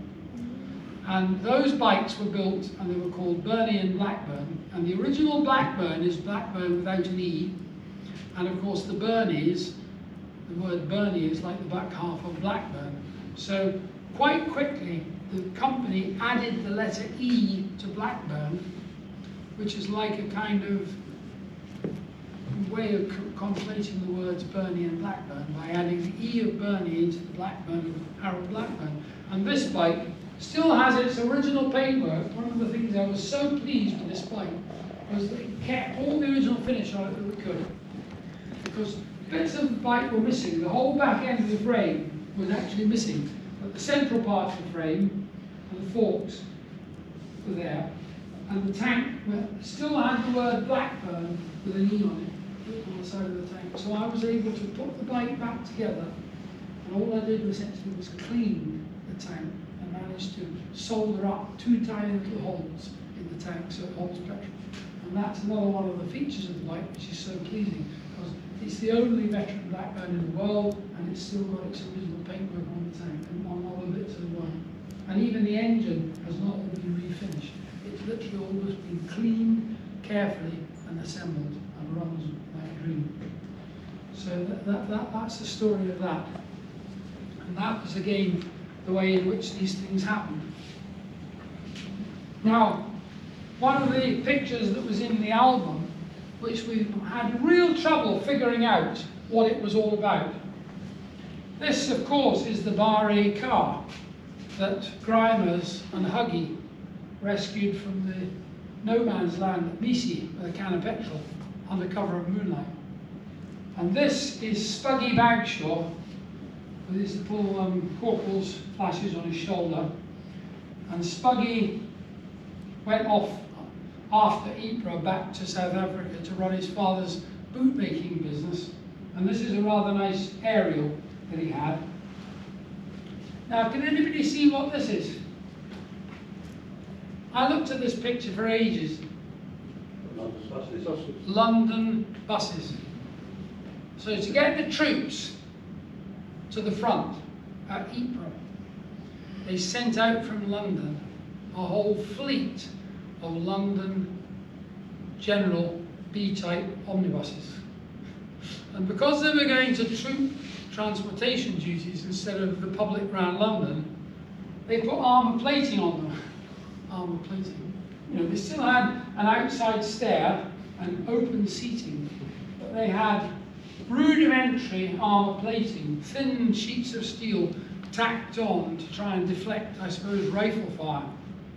And these are the lined up B-type general buses about to take troops to the front at Ypres. Now, I don't know how many pictures you've seen of a London bus taking troops to the front at Ypres, but just to find that picture, what you can still see it has a lot of light damage on it, and it's not in particularly perfect condition. But the picture conveys such a powerful image of what they actually went through. That's about it. That was the last shot that I put up. I think it's just gone to a blank screen. So there are copies of the book here. I thought that it would be nice if the museum could have books to essentially people could take away and read the story of the bike and everything else, because the book itself, the original 1915 book, is a fantastically well written book. The guy that wrote it, who was William Watson, was obviously a very talented guy. And when we republished it, what we've done is we very faithfully reproduced the original book inside our reprinted book. So there are copies of the book available. There was another book which we had access to, which is called VPK, which is the story of the vest pocket Kodak camera, which itself is an integral part of this whole story. Because had it not been for the photography done by the soldiers with their own cameras, none of this would have been possible. None of it would have been possible. And of course, when you look at the pictures now in the book illustrating the scenes that they illustrate, you have a completely different view of the book when you just read it without pictures. When you read the original book, you have the maps showing where they were, but the pictures give a whole extra layer of significance to the whole thing. It's just absolutely lovely. So I don't know if people have any questions about any aspect. Yeah. Well, the young men who took their own bikes, were they compensated if the bikes got damaged? Well, no, the bikes were bought. At the time they brought the bikes, they basically, there was a list of, it's all actually written, not wishing as a sales pitch, it's all written up in the book. There's actually a specification which the bikes had to meet. They had to have at least 2 gears, they had to have a clutch, they had to be mainly 4 strokes, because 4 strokes were deemed to be more reliable. And they also, when they brought them, they had to demonstrate that they themselves, because they were going to be riding them, they had to demonstrate that they could do simple jobs, like, for example, changing a wheel or changing a tyre, or that kind of thing. So when they brought their bikes to Chatham to be recruited, they were asked to perform simple tasks on their own bikes. And at that point, they were then assessed, and a valuation was given, and they were paid by the army. They were given the King's shilling for recruiting. They were paid a modest, as I said, they called it the King's shilling. They were given a shilling nominally to be recruited, but also they were paid a sum in compensation. So the bikes became the army's property, but they, being the riders and former owners, were expected to maintain their own bike. There's a band brake on the front wheel. Now, one of the things I dislike about early bikes, particularly when you're riding on modern roads, is when you meet modern cars that go past you and think, oh, that's a nice bike, and they clap on the brakes and you run into the back of them, because you can't stop as well as a modern car can stop. But I had an elderly friend who told me about band brake, and he'd given me the drum of a band brake. But the reason he had never used it was because it was off a veteran BSA. And veteran BSAs, unlike more or less every other bike, had only 32 spokes in the front wheel. So the drum was drilled for 8 attachment screws, which are the crossing points of the 32. It's basically 16 spokes on each side crossed over. So there are 8 crossing points. So the drillings on that drum were designed to fit a veteran BSA. Now, what's rather clever about this wheel, I had to rebuild the wheel, and I couldn't find a 32-hole hub. And if you're a very sharp eye, you'll spot that it's got a 32-hole rim laced to a 40-hole hub. And there are basically 4 holes on each side, which are empty. So it's got 32 spokes laced into a 40-hole hub, and there's 4 equally spaced holes on each side. So I've cheated. But what it meant was I've got 8 crossing points, and I was able to use my friend Lee Collin, who was a founding member of the Vintage Club in 1946. He gave me that rim, and I was able to fit it to the wheel. And it's the most fantastic brake. And in fact, you simple. And I had to devise the method of making the brake operate. And one of the problems you have with the band brake is you have a puncture. How do you take the wheel out? Well, with this version, the assembly of the brake strap is attached to this lever with a left-hand threaded spindle. So when you want to take the wheel out, you disconnect the brake cable, you unscrew the brake lever in the opposite direction, so it goes right-handed. It's unscrewing the left-hand thread right-handed. You unscrew the shaft out, and you just leave the whole band in place on the wheel. So you take the whole wheel with the band out, and then you fix the puncture, put the whole wheel back in, and then reassemble the brake lever. Now, that isn't the original design. And the reason I did it was because I wanted something which was more practical. But again, people who've seen this want them. The minute people see them, they want them. Yes. And it's up to others to make them, and I can happily share the data.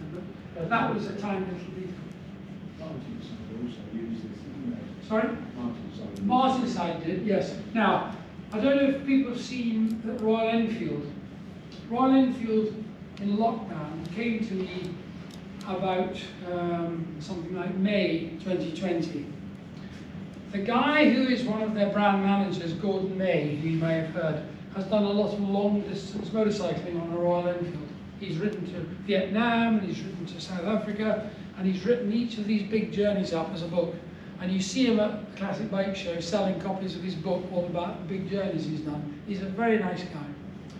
And he's one of the brand managers. And when the lockdown was started, Royal Enfield have a design house based at Bruntingthorpe in the Midlands, which is a former RAF base, which is where their technical centre is, where they design bikes in Britain. But they build them in a factory in what was called Madras, Chennai, which is in India. So the factory is owned in India and run in India, and that's where they build the bikes, but they design them in Britain. And when the lockdown problem started, they used Zoom. They were one of the early adopters, as I suppose we all became familiar with Zoom in lockdown when we couldn't get out. We used to talk to people on our computers. And I got asked, well, what happened was Gordon May gave a talk to the company employees, both in India and in Britain, all about the history of the Royal Enfield company. And he said, well, of course, the first bikes that we built were built in 1901, but they were like a bicycle with an engine above the front wheel, which drove the back wheel with a great big long 10-foot long belt. And he said, it's perhaps unsurprising that none of them have survived.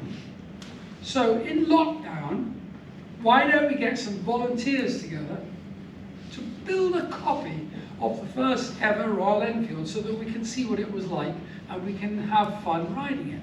Well, he came off the Zoom call, which was about an hour-long story about the history of the Royal Enfield Company, and his boss rushed into his office and said, Gordon, what a brilliant idea, let's do it. And of course, Gordon had really put it out there as a silly idea, because in lockdown, people really didn't know what the future held. So Gordon then was told by his boss, do it. So Gordon then thought, I don't know anything about a 1901 motorcycle. We need to find somebody who does. Well, after a bit of scrabbling about, somebody put my name into the hat. And I got a phone call out of the blue about 3 weeks later from Gordon May. Are you Martin Shelley? Yes, I'm Martin Shelley. Do you know about early motorcycles? Well, I do a bit, yes. He said, well, I've just been tasked to help a group of volunteers from the company build a replica of the 1901 Royal Enfield. And I said, well, the funny thing is, I don't really know anything about a 1901 Royal Enfield. What information do you have? Well, he said, we have a sales leaflet from 1901, which not only shows the whole bike, it also shows the engine and bits of it, like the valves, and other bits of it, like the special carburetor that they had, and so on and so on. But he said there are no surviving examples, but there is one or perhaps two photographs of the bike when it was new.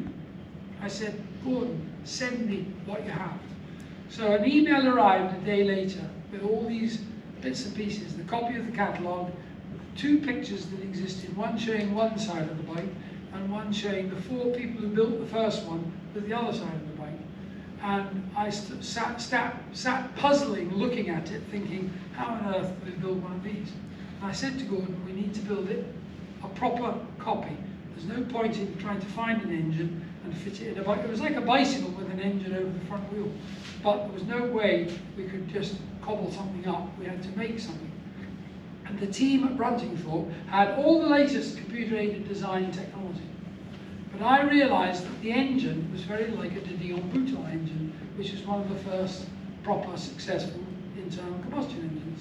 And I knew people in the de Dion-Bouton club who had made repairs for early de Dion-Bouton engine tricycles, which were like bicycles with three wheels, which had an engine like the engine in the Royal Enfield. So I said, why don't we start with a brand new cylinder head from a Neon Bouton tricycle, which is 1899, so it's the right kind of period. And we basically designed the bike in that way. We designed it around this engine. But then I realized in my workshop, I had the proper wheels for the bike, I had the proper forks for the bike, and I had all sorts of other bits and pieces. So I said to them, if you like, have all this stuff. So I sent it all down to Bruntingthorpe, and the bike was actually finished and launched as a finished replica at the big motorcycle show in 2021 at Milan, called EICMA, the EICMA International Motorcycle Show at Milan. And they had it under a black cloth, and they pulled the black cloth off. Here is this replica of this 1901 bike. Well, Gordon, when the Commonwealth Games flame was being paraded around Britain on its way to the Commonwealth Games in Manchester, the flame arrived in Redditch, which is where the Royal Enfield factories used to be, and Gordon rode on the 1901 replica carrying the Commonwealth Games flame for 2 miles and then handed it on to the next person. And they'd arranged a van to go to where the bike was going to be finishing its procession, to bring the bike back to the start. And when the guy got to the end of the procession, there was no sign of Gordon, because Gordon had just handed the baton on, turned the bike round and ridden it back the 2 miles, which wasn't in the plan. But that's what happened. So now, because I helped put this thing together, the Royal Enfield factory at Bruntingthorpe is having an open day tomorrow. And I've been cordially invited to go and ride the prototype. So that's what I'm doing tomorrow. On my way back to Scotland, I'm giving this talk today, I'm going to ride the 1901 replica Royal Enfield. And the guy that's really got it going has now fallen in love with it. But the factory wanted to build half a dozen. I said, no, we're building one. I've only got one set of wheel parts and one cylinder head that we've managed to get, and so on and so on. So it's been a fantastic journey. And of course, people that see the bike can actually see what people were offered in 1901. And it's actually not like riding a modern motorcycle at all. It's like riding a bicycle with a doof, doof, doof, doof, slow revving engine on the front. And it just is so amazing. And I kind of feel proud of the fact that although it's a replica, it's so like the original. And it's been really successful. I'm sure I wrote a piece about how it was done for the Vintage Club magazine, which appeared in February's magazine. And anybody that wants to know, I've got copies of the article as a PDF. So. That's a very nice article. Sorry? It's a very nice article. I've read that with great enthusiasm. Well, the point was I wanted it to be told truthfully, because nobody's kidding anybody that it's the original thing. But what I can't believe is how like the original it really is. And not only how it looks, it's how it goes. And that's what I'm really looking forward to at Bruntingthorpe tomorrow. And we're lucky that we've got a good weather forecast. I thought it would be just my luck to be pouring with rain. Right. Any other questions? Who did the castings for the engine? Well, that's another story. You know the name. I'm going to quote your name. When the Burney brothers wanted to build these bikes, there were 2 guys living in Berkhamsted, up north of London, but they had a local bicycle shop that would build the frames and build the cycle parts. But the engines, they had to find somebody who would make the engines. And in their connections through the aviation business, they knew a company called AC, Auto Carriers, who built cars in Thames Ditton. And they had a big engineering, Kingston on Thames and Thames Ditton. They started at West Norwood, you know. AC. Yeah.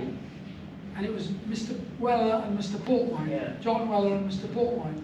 And they built AC Auto Carriers, which were single-cylinder, 3-wheeled delivery vehicles.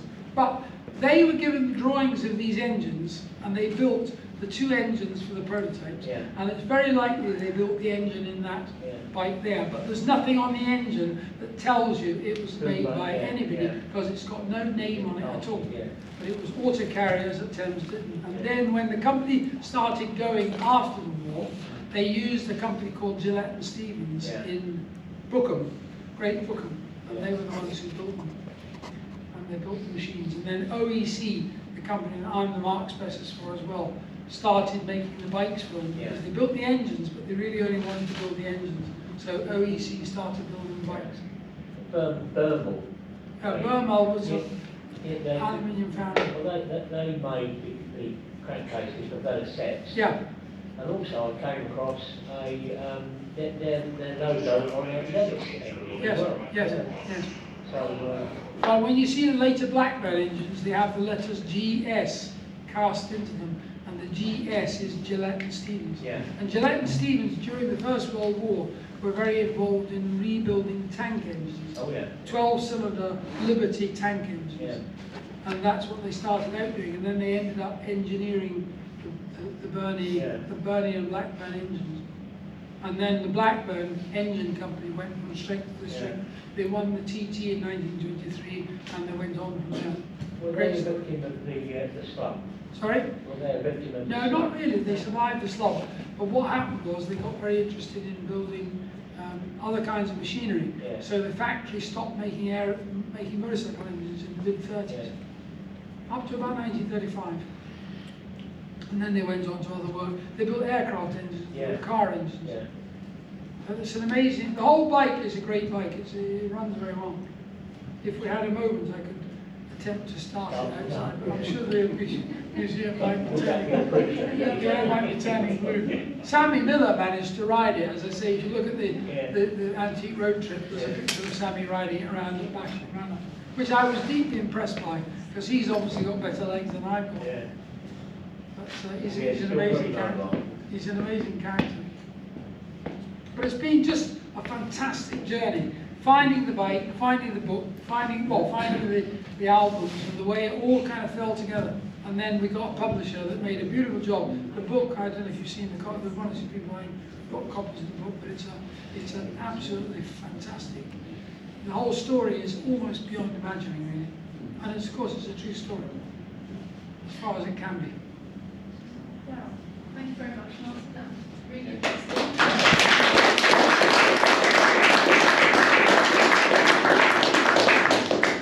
The museum is open until 5, so if you want to have a wander around. The bikes will be going on display at the other end of that gallery, the truck gallery, hopefully for next week. We've got a few other things on, but this is not a priority. So your tickets, which you got today, you've got a ticket, it's got price access, so you can come back and see it anytime.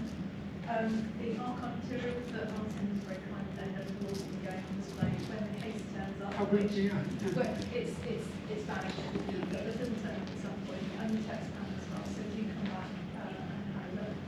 And if you have any more questions, I'm sure Martin will be very I was just going to point out one of the pictures that Rebecca chose for the display here is this picture of me, Captain Tibbles, and Merchant in this right-hand sidecar outfit. And of course, in France in 1914, in the winter of 1914, it was a very cold and snowy season. And of course, this is a right-hand chair, so it's a French chair. So there's the Quartermaster Sergeant Tibbles, who's actually sitting in the chair, made it his business to try and get things to help keep running the dispatch riders when they were in France. And of course, they hadn't got sidecars because they were all basically solo bikes. But they managed to find French sidecars, and that's a French sidecar, which is on the right-hand side. And Tibbles is sitting in there, enjoying the fact that he's managed to find a sidecar, and they put it on the bike. So they ended up riding it safely in bad weather, because the sidecar was good for when you're in bad weather.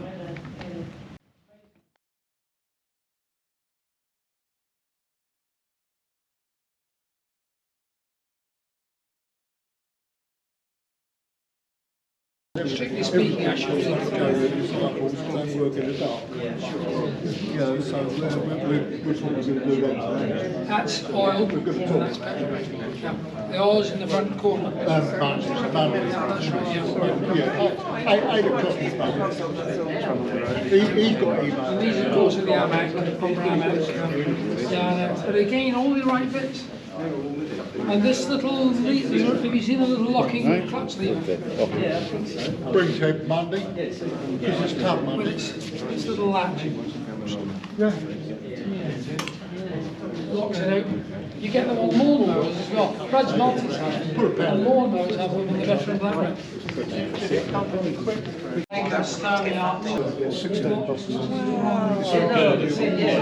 Yeah, like mine's, I've got burner forks, but yeah, it just twists. As you But it hasn't got springs.